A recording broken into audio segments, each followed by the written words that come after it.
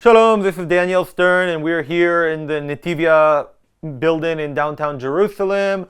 And today, of course, what are we going to talk about? We're going to talk about Donald Trump and his plans for the Gaza Strip. Now, you may remember, about a week ago, I spoke with you about Donald Trump's idea of relocating the residents of the Gaza Strip. And in the comments, there were some people telling me that it's all lies and all disinformation and fake news.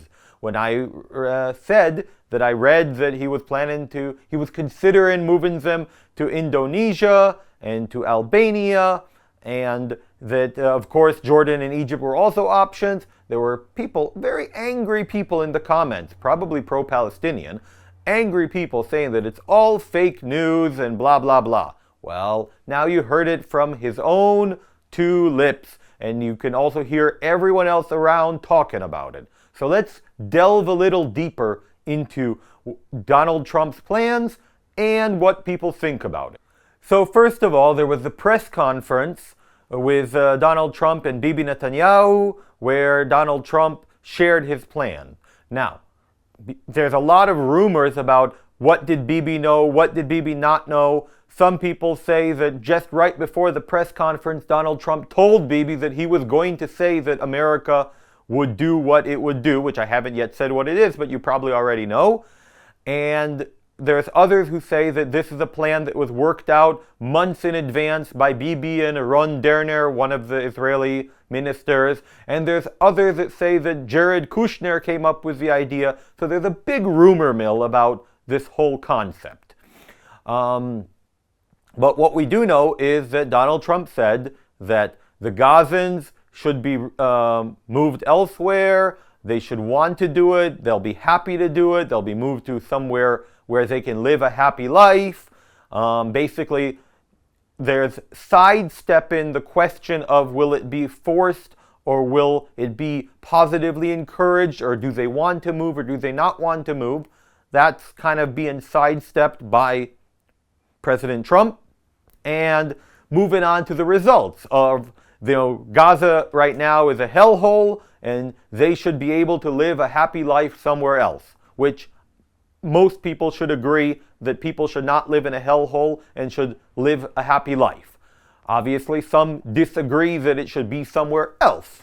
But let's continue. Mr. Trump, Donald Trump, said that he would like to flatten it out, clear it out, rebuild it, Riviera of the Middle East, hotels, casinos, it will make thousands of jobs, so on and so forth.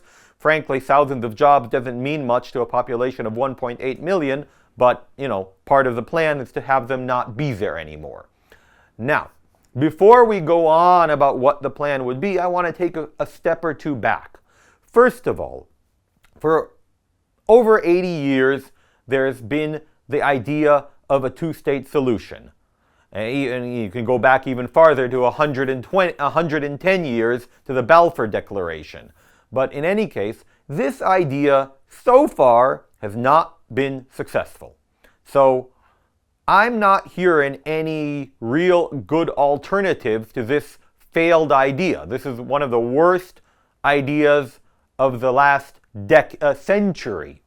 But anyways, and we can go on in details about why it's failed, whether it's because the Palestinians just want to kill the Jews, because they're indoctrinated towards hatred, because they're being weaponized by the Arab countries around them against the Jewish state, because no one actually wants to help them, because no one cares about them, and so on and so forth, because they're corrupt, because they're fundamental religious zealots, and so on, because they're being pushed by Iran, and so on and so forth. But the current situation is that the Palestinian population supports the terrorist organization Hamas and their goals of destroying Israel. That is the majority of the population. They voted for them. Polls show that they're still strongly in favor of them, and that's life. Another point of statistics is that the majority of the residents of Gaza do not wish to be in Gaza. Now, let's break that down into two parts.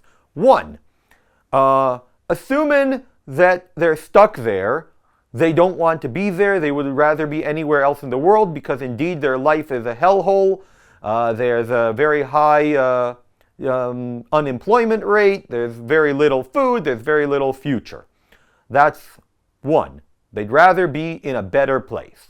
But let's also look at this from those who say, how dare you, Mr. Trump, remove them, transfer them. It's ethnic cleansing. It's genocide. It's terrible. Well, let's look at the Palestinian claims.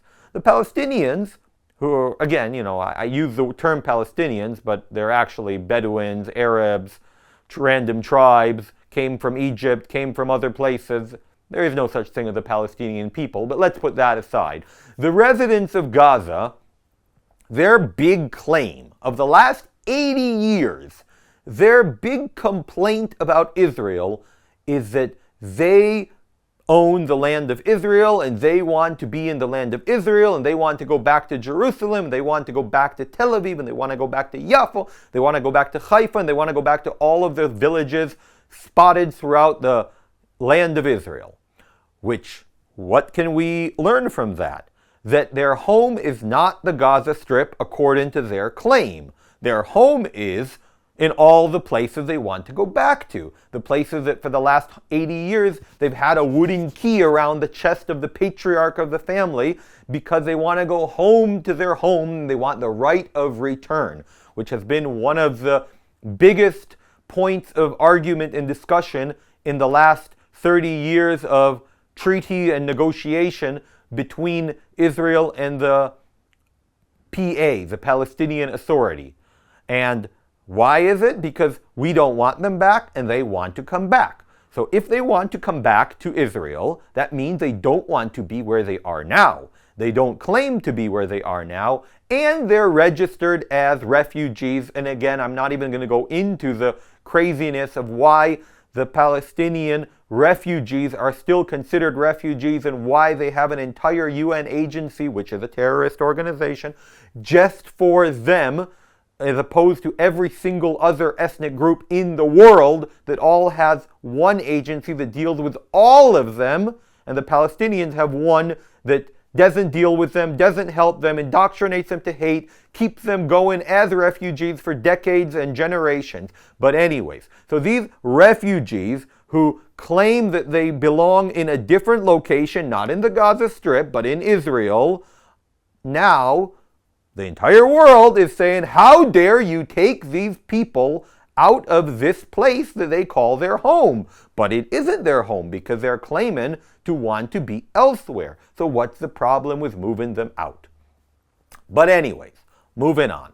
So, President Donald Trump is in contact with multiple nations. I mentioned before Albania, Indonesia, Jordan, Egypt, but there are more. Recently, a few more were added to it. For example, Somaliland and Fundiland, which are both autonomous zones in Somalia, as well as another actual country, Morocco. Morocco is in discussion, and many more countries. Mr. Trump spoke about 12 countries, which basically, assuming there's 1.7, 1.8 million people there, if you divide them into 12 countries, that would come out to about 150,000 per country. That is a number that, if properly encouraged, will not overload the country's systems and can certainly be done.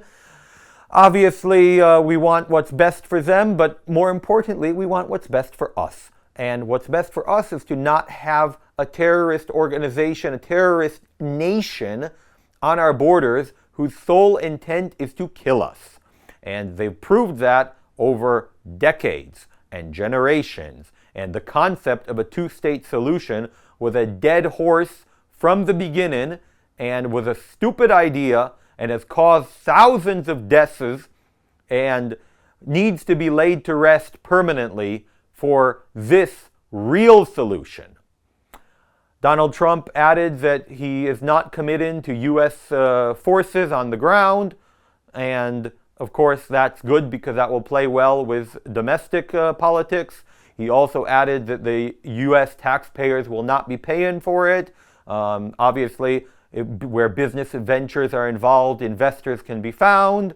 not to mention the millions and billions that have been donated to this group of terrorists over the years. But last but not least, I wanted to just say that all of this could very well not even be a real plan.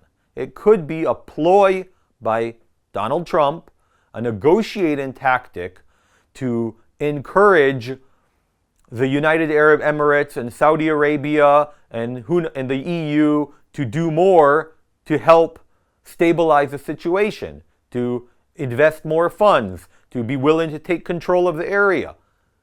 Mr. Trump has proven that he's a very good negotiator, and all of this could be a negotiating tactic. But you know what? People said the same thing about the Abraham Accord. They said this is unreal, this will never happen, this will be terrible. And it turned out to be a reality which brought much benefit to the Middle East. They said about him moving the U.S. Embassy to Jerusalem that it will spark a war, World War III, blah, blah, blah, blah. Nothing happened. So we will have to wait and see. I personally am cautiously optimistic that this change from 3 decades of Oslo Accord failure and from 80 years of two-state solution failure maybe can bring some good. So, thank you all for watching. And if you like this, please click subscribe, share with your friends, and if you have any disagreements or things to add, post in the comments. I'll do my best to answer. And God bless you all. Shalom.